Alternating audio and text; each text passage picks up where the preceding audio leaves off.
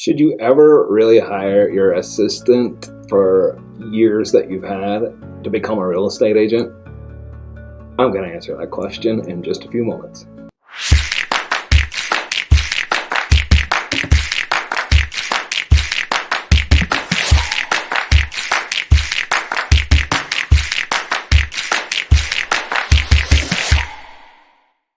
However, before we begin, I'm Mike Nelson with the Real Estate Fanatics channel. Thanks for tuning in today.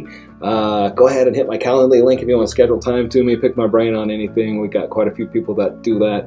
And also subscribe to our channel and hit the thumbs up button and like it. I appreciate that. So, should you hire your real estate assistant? I think it depends, right? Like, have they been with you for a few months and they want their license? Here's the big deal, right? So a lot of people come into this business and they're like, I need some income. I need to do this part-time. Can you pay me as maybe an administrative assistant or just doing paperwork for you? And then I'll work the real stuff, like you have my real estate license. My answer is always no.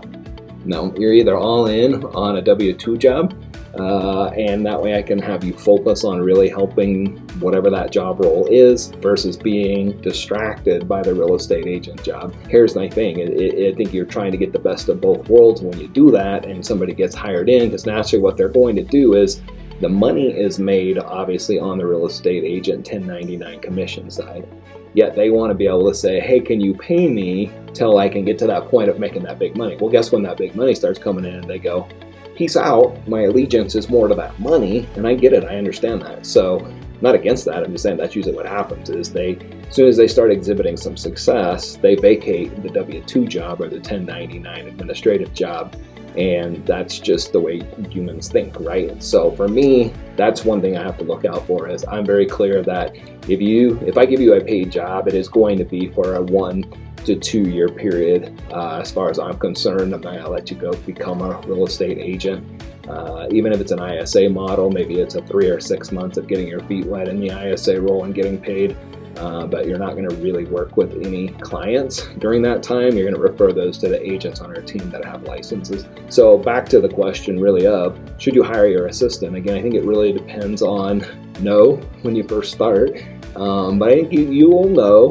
And I think what happens a lot of times with real estate administrative assistants is they see some of the crap that real estate agents do. They also see that sometimes agents go months without making a paycheck, and then they make a few, and then they go months again without a paycheck. A lot of times real estate administrators like that stability, right? They're an S and a C on the DISC profile. Do I think some can do it? 100%. We see it all the time, right? Administrative assistants turn into awesome real estate agents. So I think it really just depends on the person. I would suggest more times than not, the S's and the C's can be great agents, but I don't know that they're especially with an administrative background, I don't know that they're as typically higher percentage of successful ones in that world because they like the stability and they like the check boxes type mentality. They don't like the sales side as much. They don't like to have to deal with a lot of the drama of other agents, right? They don't like to have to miss out on paychecks, things like that. So to answer the question about that, I think it really is dependent on the person. I think a lot of times those admins are drawn to the higher income, but if they've been in the role long enough and they've seen enough of what agents do on a daily basis and sometimes how crap show agents are with their documentation and their paperwork and compliance and stuff like that, they actually can make a better real estate agent on occasion because they're actually really good, generally if they're the right admin, at the paperwork, at documentation, at keeping a good calendar and things of that nature. So there's pros and cons to that. You have to just really evaluate the person, and if they've been in that role 1 to 2 years, an administrative assistant, they've probably seen enough to make a good decision one way or the other on whether or not they should go out and get an agent or not. And so anyways, that's today's episode. So I appreciate you guys joining in, and let me know if you have any questions, if you agree or disagree with me, if you're administrative assistants. Put some comments down there below. If you want any of our tools or systems, put some comments down below. Maybe on my Calendly link right here. Give me the thumbs up and subscribe to our channel. Thank you.